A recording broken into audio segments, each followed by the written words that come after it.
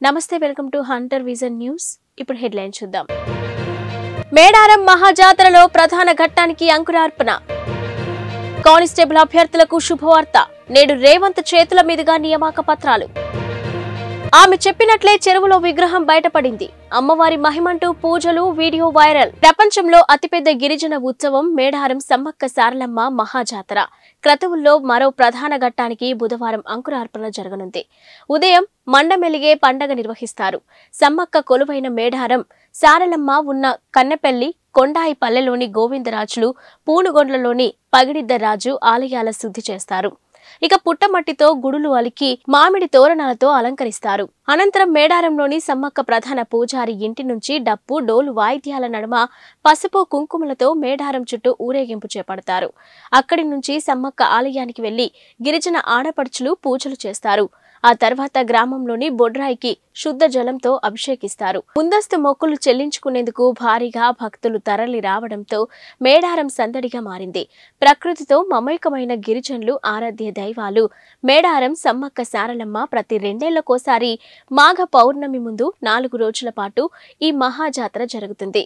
ఈ ఏడాది మహాజాతరను ఫిబ్రవరి 21 నుంచి 24 వరకు నిర్వహిస్తున్నారు. ఫిబ్రవరి 21న బుధవారం కన్నెపల్లి నుంచి సారలమ్మను గద్దెపైకి తీసుకొస్తారు. అదే రోజు పూనుగొండ్ల నుంచి పగిడిద్దరాజును, కొండాయి గ్రామం నుంచి గోవిందరాజును మేడారం గద్దెలపైకి చేర్చుతారు. ఇక 22న గురువారం చిలకలగుట్ట నుంచి సమ్మక్క తల్లిని తీసుకొచ్చి గద్దెపై ప్రతిష్ఠించడంతో జాతర ప్రధాన ఘట్టానికి చేరుతుంది. 23న శుక్రవారం వనదేవతలు గద్దెలపై కొలువుదీరుతారు. తెలంగాణలో కానిస్టేబుళ్ల స్థాయి ఉద్యోగ నియామక ప్రక్రియకు ఎట్టకేలకు లైన్ క్లియర్ అయింది. ముఖ్యమంత్రి రేవంత్ రెడ్డి చేతుల మీదుగా ఎంపికైన అభ్యర్థులకు బుధవారం నియామక పత్రాలను అందజేయనున్నారు. ఎల్బీ స్టేడియంలో జరిగే కార్యక్రమంలో సీఎం రేవంత్ రెడ్డి నియామక పత్రాలను అందజేస్తారని తెలంగాణ రాష్ట్ర స్థాయి పోలీస్ నియామక మండలి టీఎస్ఎల్ ఆర్పీబీ అధికారులు వెల్లడించారు. ఈ మేరకు ఏర్పాట్లు చేసినట్టు తెలిపారు. పోలీస్ శాఖలో 16,640 కానిస్టేబుళ్ల పోస్టుల భర్తీకి టీఎస్ఎల్ ఆర్పీబీ ఏప్రిల్ 2022లో నోటిఫికేషన్ జారీ చేసిన సంగతి తెలిసిందే. ఇందుకు సంబంధించిన రాత, ఫిజికల్ పరీక్షలను నిర్వహించి అర్హులైన అభ్యర్థులను ఎంపిక చేసి గత ఏడాది అక్టోబర్లోనే తుది జాబితాను విడుదల చేసింది. కానీ సాంకేతిక న్యాయపరమైన కారణాలతో నియామకాల్లో కొంత జాప్యం జరిగింది. ఇక పోలీస్, ఎక్సైజ్, అగ్నిమాపక, రవాణా, జైళ్లు, స్పెషల్ ప్రొటెక్షన్ ఫోర్స్ విభాగాల కోసం 12,866 మంది పురుషులు, 2,884 మంది మహిళలు ఎంపిక చేయగా అర్హులు లేకపోవడంతో 854 పోస్టులను బ్యాక్లాగ్గా పరిగణించారు. పోలీస్ రవాణా విభాగంలో 100 డ్రైవర్ పోస్టులతో పాటు అగ్నిమాపక శాఖలో 225 డ్రైవర్ ఆపరేట్ పోస్టుల తుది ఎంపిక ఫలితాలను మాత్రం న్యాయస్థానంలో వ్యాజ్యాల కారణంగా వెల్లడించలేదు. అయితే ఆ అడ్డంకులు తొలగిపోవడంతో తాజాగా ఎంపిక పత్రాలను అందజేయాలని హోంశాఖ నిర్ణయించింది. పశ్చిమ గోదావరి జిల్లా పాలకొల్లులో అమ్మవారి విగ్రహం వ్యవహారం చర్చానీయాంశమైంది. రామయ్య హాలు సమీపంలోని అమ్మవారి విగ్రహం బయటపడింది. స్థానికంగా ఉండే ఓ మహిళకు అమ్మవారు ఒంట్లోకి వచ్చి చెప్పారని స్థానికులు అక్కడే ఉన్న ఓ చెరువులో వెతికారు. అయితే ఆమె చెప్పిన ప్రాంతంలోనే అమ్మవారి విగ్రహాన్ని స్థానికులు బయటకు తీశారు. వెంటనే మహిళలు భారీగా అక్కడికి చేరుకుని అమ్మవారి విగ్రహానికి పూజలు నిర్వహించారు. ఇక స్వయంగా అమ్మవారు చెప్పిన ప్రదేశంలోనే వెతికితే దొరికిన విగ్రహం అని స్థానికులు అంటున్నారు. ఇదంతా అమ్మవారి మహిమ అని చర్చించుకుంటున్నారు. ఇదిలా ఉంటే అమ్మవారి విగ్రహంపై వివాదం రేగింది. ఈ విగ్రహం బయటపడిన ప్రాంతంలో శిలువ కూడా దొరికిందంట. ఇక దీంతో 2 వర్గాల మధ్య వివాదం మొదలైంది. వెంటనే పోలీసులు రంగంలోకి దిగి అక్కడ పికెటింగ్ ఏర్పాటు చేశారు. ఎలాంటి గొడవలు జరగకుండా పోలీసులు మోహరించారు. అయితే అమ్మవారి విగ్రహాన్ని తమకు తిరిగి అప్పగించేలా చూడాలని పాలకొల్లు ఎమ్మెల్యే నిమ్మల రామన్నాయుడిని రామయ్య హాలు ప్రాంత మహిళలు కలిసి విజ్ఞప్తి చేశారు. మొత్తానికి విగ్రహం వివాదం పాలకొల్లులో చర్చానీయాంశమైంది. దీనికి సంబంధించిన పూర్తి వివరాలు తెలియాల్సి ఉంది.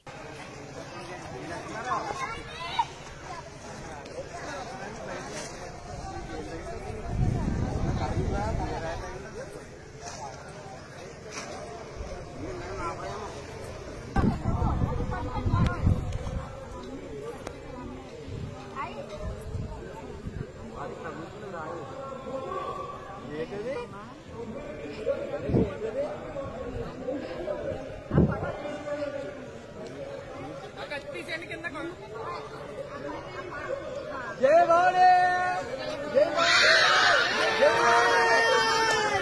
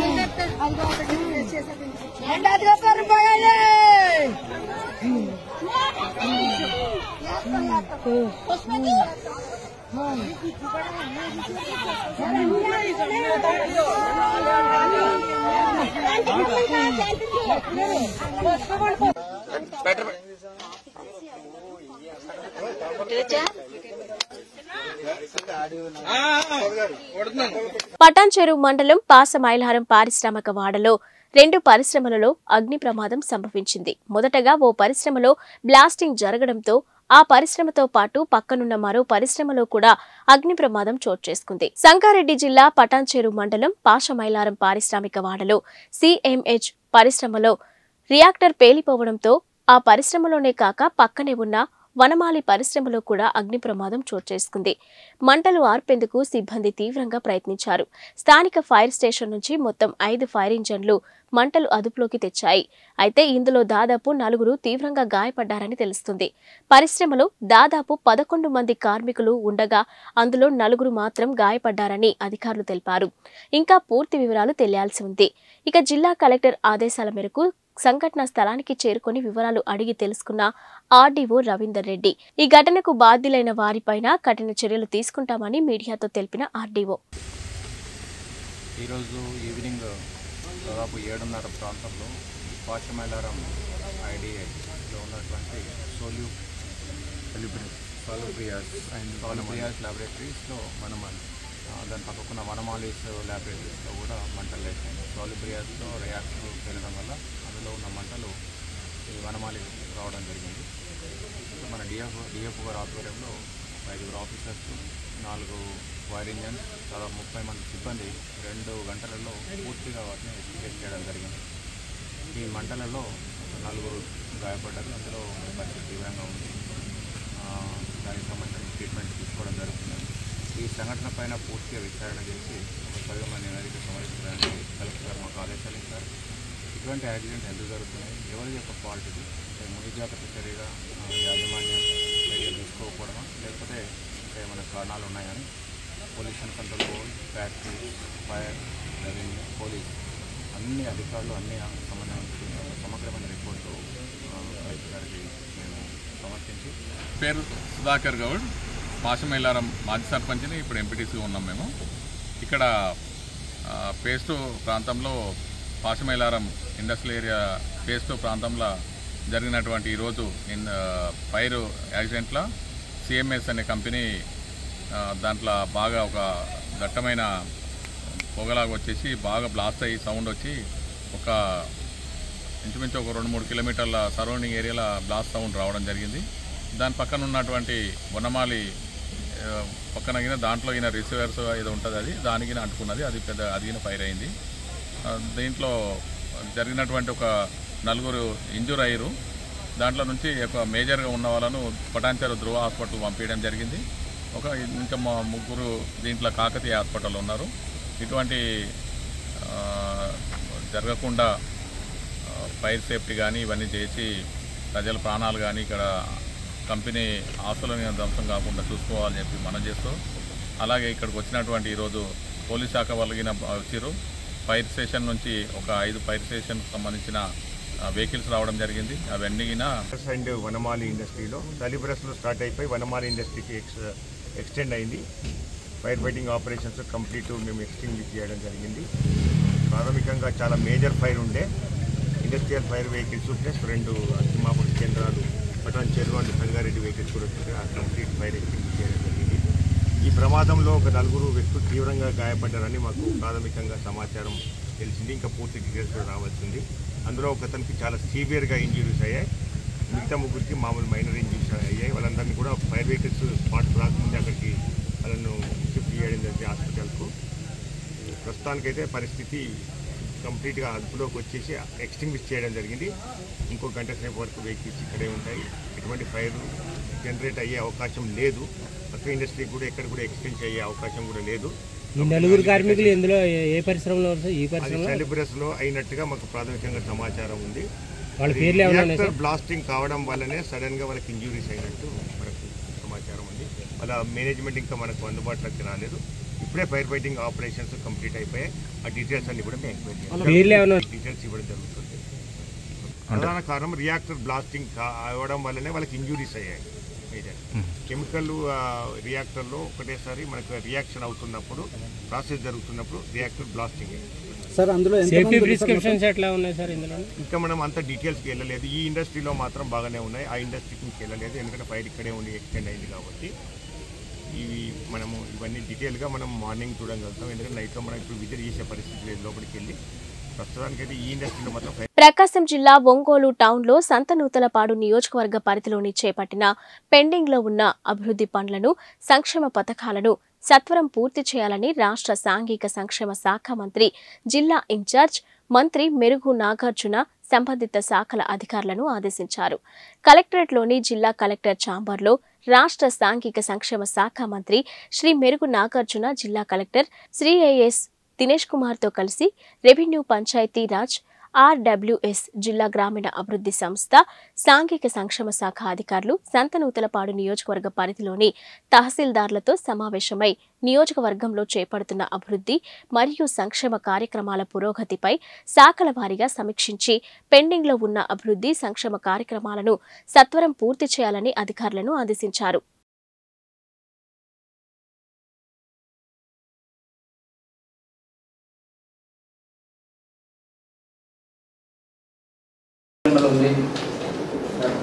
డిస్ప్యూట్ వెళ్తున్నాం సార్. ఏంటి రైల్వే స్టేషన్ దగ్గర ఉంది సార్. అక్కడ ఎస్సీస్ వాళ్ళు వేరే వాళ్ళు ఆక్రమణ చేసి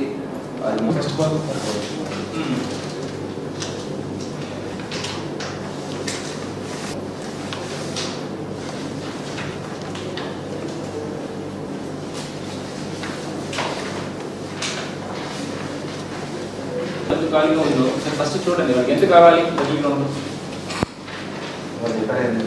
ఓకే అది ఇచ్చేసి ఇది మనం బరిల్ గ్రౌండ్గా అలాట్ చేయవచ్చు. ఓకే బట్ బరిల్ గ్రౌండ్ చాలా ఇంపార్టెంట్. హౌసింగ్స్ మనం ఎక్కడ వ్యాకెన్సీ ఉంటే అక్కడ పెట్టుకోవచ్చు. సో బరిల్ గ్రౌండ్ పెడితే ఉపయోగపడుతుంది.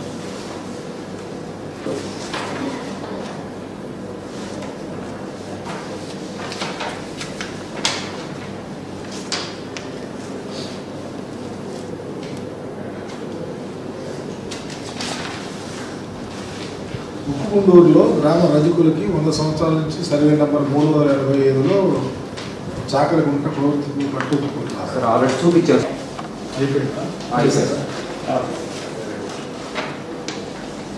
కాదంటే 5 ఇవ్వలేదు. 5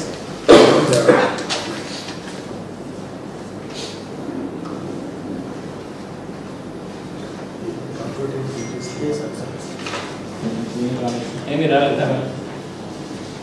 ఎవరు ఎలిజిబుల్ వాళ్ళు ఉన్నారా? ఒకసారి ప్రాసెస్ చేయండి. వాళ్ళు 9 డేస్లో పెట్టింగ్ చేసి ఇక్కడ approve it no also. Okay eligible వాళ్ళు ఉంటే పెట్టింగ్ చేయండి. 90 డేస్ అంటే ఎవరు అర్థమైనా తర్వాత అప్రూవ్ ల్యాండ్ ఎక్విజిషన్ కోసం పట్టాలు వచ్చినాయి. ఆ పట్టాలు ఇవ్వలేదంట.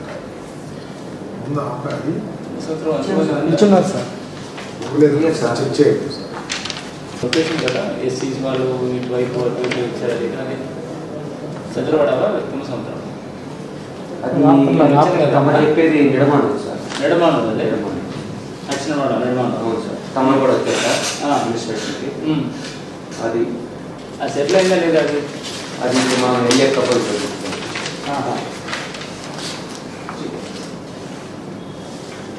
ఎస్ఎన్పాడు ఎండ్లూరు సార్, పేరమిట్ట ఎండ్లూరు. పేరమిట్టలో 11 kV ఇది సార్. పెద్ద వైర్లు పోతుంది అండ్ ఏదైనా మార్చడానికి అవకాశం ఉంటే మార్చడానికి వాళ్ళు కాలనీలో పోతుందా? ఓకే, మార్చాలంటే మళ్ళీ డబ్బులు కూడా చాలా డబ్బు. ఎంత డబ్బు పెడతాను?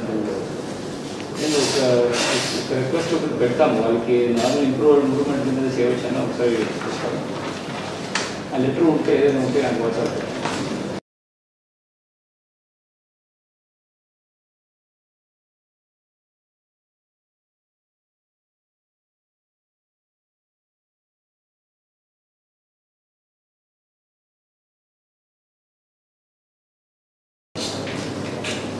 ఇప్పటితో పాటు ఏమి house heights whether issued or not, government ఉందా లేదా ఏం చేశారో కనుక్కోండి.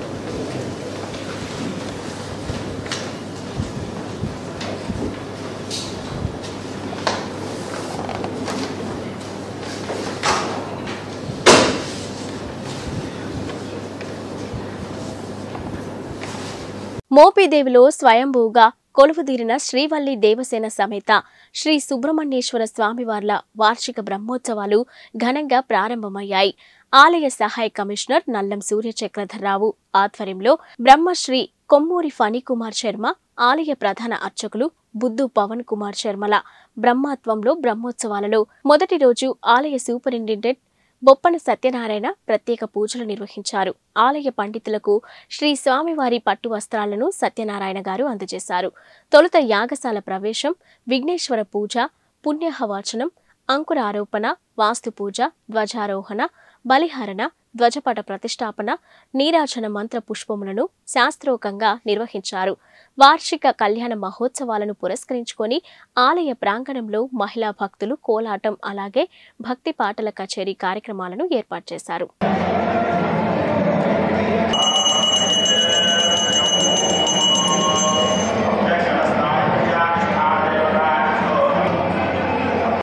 ఈరోజు సుబ్రహ్మణ్యేశ్వర స్వామివారి దేవాలయంలో మాఘశుద్ధ చవితి నుంచి కూడా అష్టమి వరకు స్వామివారి బ్రహ్మోత్సవ కార్యక్రమాలు అత్యంత వైభవం చేస్తాం.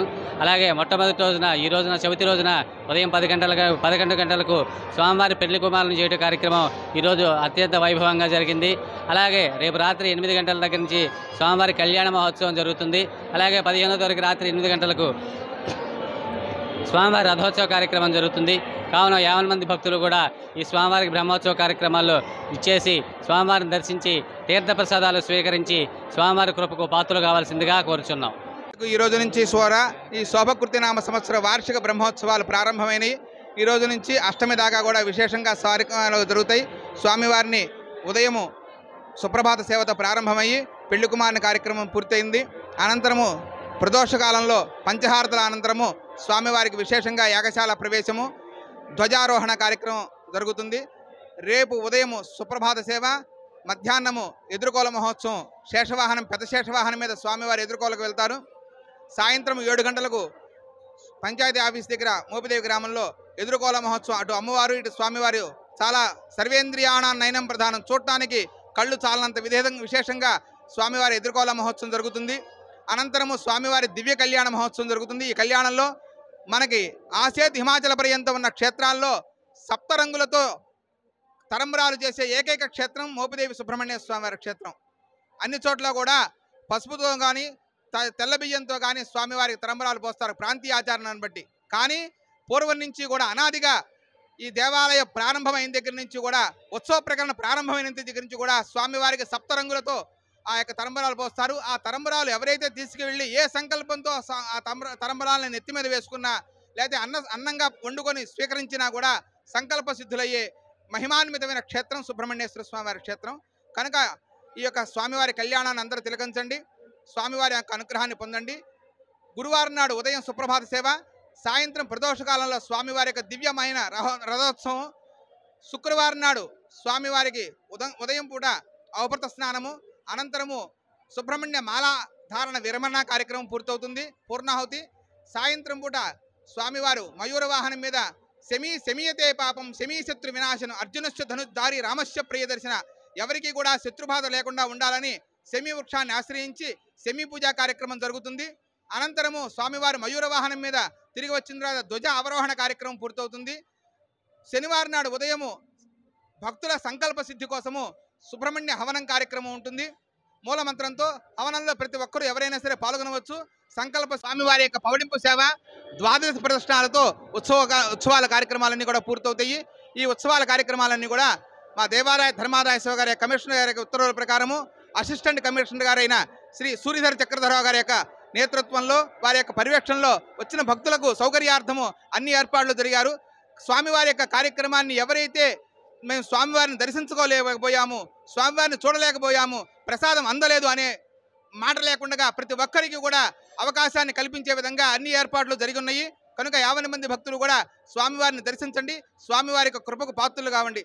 సర్వే జనా సుఖినో భవంతు, ధర్మస్య జయోస్తు, అధర్మస్య నాశోస్తు, ప్రాణుసద్భావనస్తు, విశ్వస్య కళ్యాణమస్తు, గవాం వత్స రక్షణమస్తు, లోకా సమస్త సుఖినో భవంతు.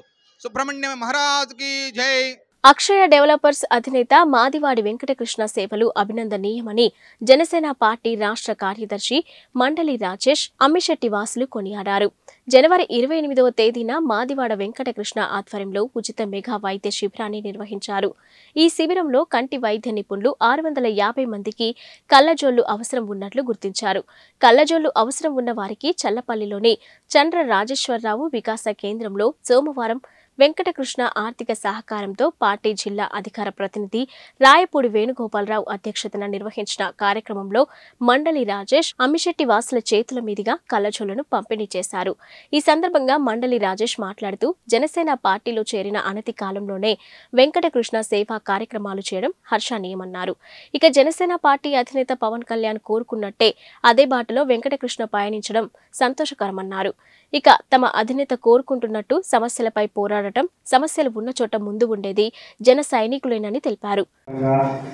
ఈరోజు అక్షయ ఫౌండేషన్ అధినేత శ్రీ మాదివాడ వెంకటకృష్ణ గారు జనసేన పార్టీలో జాయిన్ అయిన అతి కొద్ది రోజుల్లోనే ఇలాంటి ప్రోగ్రాం చేయడం జనసేన పార్టీ నుంచి చాలా హర్షిస్తున్నాం. మేము కూడా ముఖ్యంగా 1600 మందికి మెడికల్ టెస్టులు చేయించడం అంటే అది ఆషామాషి కాదు. జనసేన పార్టీ అధ్యక్షులు పవన్ కళ్యాణ్ గారు ఏదైతే కోరుకుంటున్నారో అది మన వెంకటకృష్ణ గారు చేసి చూపించాలని చెప్పడంలో ఏమాత్రం సందేహం లేదు. ఎందుకంటే పార్టీ మొదలుపెట్టిన దగ్గర నుంచి కూడా ఈ రోజుకి పార్టీ అధ్యక్షులు గారు ఎక్కడైతే సమస్య ఉందో ఆ సమస్యల్లో జన సైనికులు పాల్గొనాలని చెప్తారు. వివిధ రకాలైన సమస్యలు రాష్ట్రంలో ఎక్కడ సమస్య ఉన్నా కూడా ముందుగా ఏ రాజకీయ నాయకుడు గుర్తురాడు స్వీకరిస్తామని చెప్పినాం. ఈరోజు ఇవ్వడానికి అని చెప్పి ఈ కార్యక్రమం ఏర్పాటు చేసుకోవడం జరిగింది. మరి కొన్ని సంవత్సరాల క్రితం నుంచి కూడా మేము స్వచ్ఛందంగా సేవా సంస్థలతో కలిసి క్రిస్టియన్ ఆర్గనైజేషన్స్ ఉన్నటువంటి సంస్థలతో మరి పార్టీలకు అతీతంగా, మతాలకు అతీతంగా ఎవరికి ఎటువంటి ఏ సమస్య వచ్చినప్పటికీ కూడా వారికి సహాయ సహకారాలు అందిస్తూ ఉన్నాం. కొంతమంది అడిగారు, మీరు క్రైస్తవులు కదా, ఓన్లీ క్రైస్తవులకే మీరు సహాయం చేస్తారా? లేదు, ఎట్టి పరిస్థితుల్లోనూ మేము సహాయం చేయడం దగ్గర నుంచి ఈ రోజు వరకు కులం కానీ మతం కానీ చూడకోకుండా ఎవరికి ఏ ఇబ్బంది వచ్చినా కూడా సేవకులు, పాస్టర్స్ కూడా అందరూ కూడా మరి క్యాష్ పరంగా కానీ మతాపరంగా కానీ కాకుండా అందరికీ సహాయం చేసేటటువంటి హృదయ కలిగిన వ్యక్తులుగా మేమంతా టీమ్గా తయారై ఈ సోషల్ ఆర్గనైజేషన్లో ముందుకెళ్తా ఉన్నాం. మరి ఇటువంటి పరిస్థితుల్లో గత ప్రభుత్వంలో చేయించుకునేటువంటి పరిస్థితి పనులు కనీసం మరి ఈ కొత్త ప్రభుత్వంలో అయినా చేసుకోవాలనే ఉద్దేశంతో జనసేన పార్టీ మరి నాయకులు మరి పవన్ కళ్యాణ్ గారు, అలాగే నారాయణ రామరావు గారు వాళ్ళ నిర్ణయాలు, ఆశయాలు, వాళ్ళ ఆలోచనలకు అనుగుణంగా మేము కూడా నడవగలము అన్న ఉద్దేశంతో మేము చేసినటువంటి ఈ స్వచ్ఛందంగా చేసే పనులు కానీ నేను ఎంచుకున్న మార్గం కరెక్ట్ కాదు.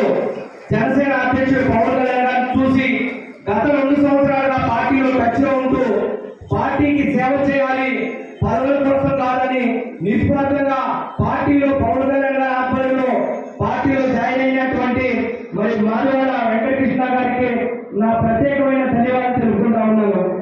మరి వెంకటకృష్ణ గారి గురించి మీ అందరికీ తెలుసు. మరి అన్ని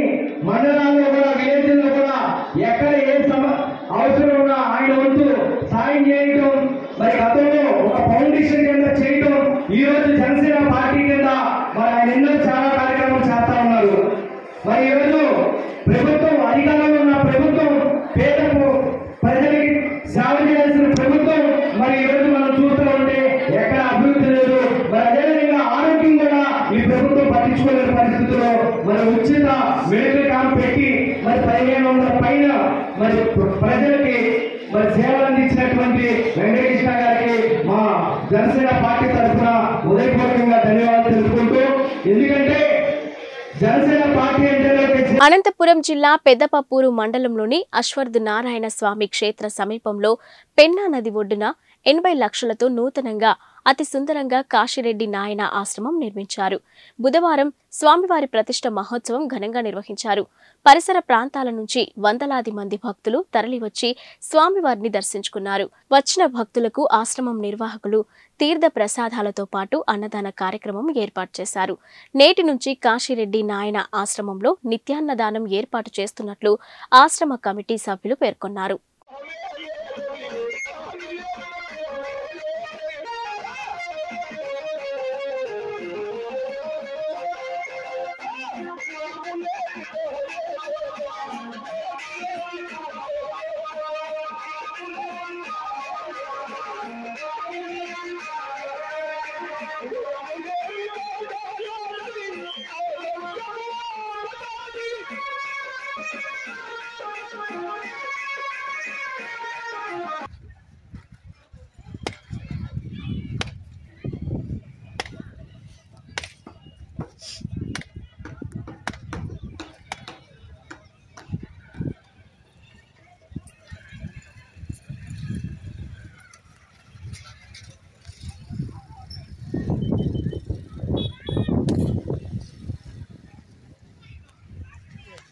నిర్మల్ జిల్లా కేంద్రంలోని ఈదుగాంలో గల శ్రీ నల్లపోచమ్మ ఆలయం 2వ వార్షికోత్సవం మంగళవారం ఆలయ అభివృద్ధి కమిటీ ఆధ్వర్యంలో రంగరంగ వైభవంగా నిర్వహించారు. పవిత్ర గంగా నీళ్లు స్థానిక శ్రీ రామాంజనేయ హనుమాన్ మందిరం నుండి పోచమ్మ ఆలయం వరకు ఊరేగించారు. మహిళలు భక్తి శ్రద్ధలతో మంగళ హారతులతో అమ్మవారి గంగ నీళ్లు ఊరేగింపులో పాల్గొన్నారు. అనంతరం అమ్మవారికి ఆలయ పూజారి గంగవ్వ అభిషేకం నిర్వహించి పట్టు వస్త్రాలు సమర్పించారు.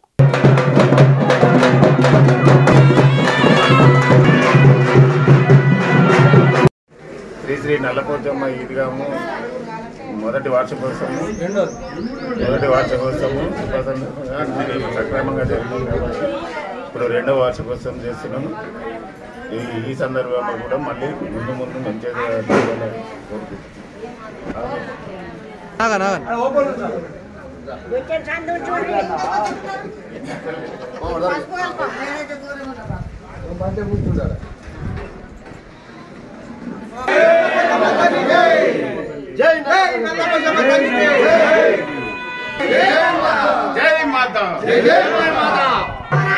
ఇవి ఇప్పటివరకున్న బులెటిన్ అప్డేట్స్.